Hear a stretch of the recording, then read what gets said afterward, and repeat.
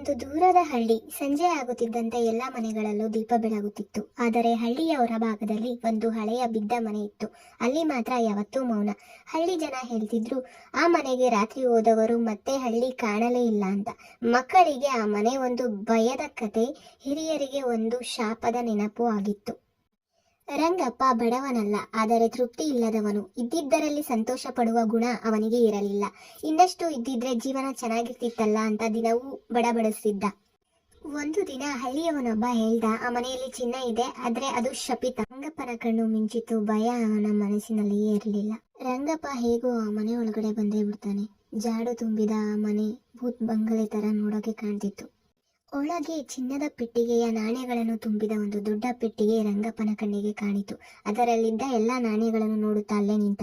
ಆದರೆ ಪಕ್ಕದ ಕೊಠಡಿಯಿಂದ ಏನೋ ಅಮಾನುಷ ದೃಶ್ಯದ ಅರಿವು ರಂಗಪ್ಪನ ಮನಸ್ಥಿತಿಗೆ ಬಂತು.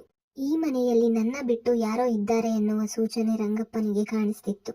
ತಕ್ಷಣ ರಂಗಪ್ಪನು ಮನೆಯ ಹೊರಗಡೆ ನೋಡುತ್ತಾನೆ. ಮನೆಯ ಹೊರಗಡೆ ಅಮಾನುಷ ಶಬ್ದಗಳು ರಂಗಪ್ಪನಿಗೆ ಕೇಳಿಸತೊಡಗಿತು. ರಂಗಪ್ಪ ಹೆದರಿ ತನ್ನ ಎಲ್ಲ ಆಸೆಯನ್ನು ಬಿಟ್ಟು ಮನೆಯಿಂದ ಹೊರಗೆ ಹೋಗಬೇಕೆಂದು ನಿರ್ಧಾರ ಮಾಡುತ್ತಾನೆ. ಈ ಕಥೆಯ ನೀತಿ ನಿಮಗೆ ಅರ್ಥ ಆಗಿದೆ.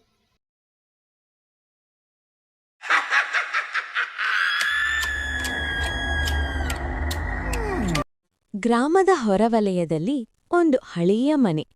ಆ ಮನೆಯಲ್ಲಿ ಯಾರೂ ವಾಸ ಮಾಡಲ್ಲ. ಆದ್ರೆ ಪ್ರತಿ ರಾತ್ರಿ 12ಕ್ಕೆ ಯಾರಾದ್ರೂ ಅಲ್ಲಿ ಕಿರುಚೋ ಧ್ವನಿ ಕೇಳುತ್ತೆ. ರವಿ ಅನ್ನೋ ಹುಡುಗ ಇವೆಲ್ಲ ಅಂಧಶ್ರದ್ಧೆ ಅಂತ ನಗ್ತಾನೆ.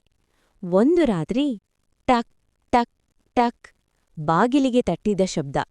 ರವಿ, ನಿನ್ನ ಹೆಸರು ಗೊತ್ತು, ಬಾಗಿಲು ತೆರೆ. ರವಿ ಬೆಚ್ಚಿಬಿದ್ದ. ಯಾಕಂದ್ರೆ ಅವನು ಒಬ್ಬನೇ ಇದ್ದ. ಕಿಟಕಿಯಿಂದ ನೋಡಿದ್ರೆ ಅಲ್ಲಿ ಯಾರೂ ಇಲ್ಲ. ಮತ್ತೆ ಧ್ವನಿ, ನೀನು ನಿನ್ನ ಅಮ್ಮನ ಮಾತು ಕೇಳಲಿಲ್ಲ ಅಲ್ವಾ? ಅಮ್ಮ ಹೇಳಿದ್ಲು, ರಾತ್ರಿ 12ಕ್ಕೆ ಬಾಗಿಲು ತೆರೆಯಬೇಡ. ಭಯದಲ್ಲಿ ರವಿ ಬಾಗಿಲು ತೆಗೆಯಲಿಲ್ಲ. ಅಷ್ಟರಲ್ಲಿ ಮನೆಯ ಹಿಂದೆ ಇದ್ದ ಕನ್ನಡಿಯಲ್ಲಿ ಒಬ್ಬ ಕಪ್ಪು ಮುಖ, ಕಣ್ಣುಗಳಿಲ್ಲದೆ ನಿಂತಿದ್ದ. ಕನ್ನಡಿಯಲ್ಲಿ ಬರಹ ಕಾಣಿಸಿತು, ಬಾಗಿಲು ತೆಗೆಯದವರು ಬದುಕುತ್ತಾರೆ. ಬೆಳಗ್ಗೆ ಆದಾಗ ಆ ಹಳೆಯ ಮನೆಯಲ್ಲಿ ರವಿ ಬಿಟ್ಟರೆ ಯಾರೂ ಕಾಣಿಸಲಿಲ್ಲ.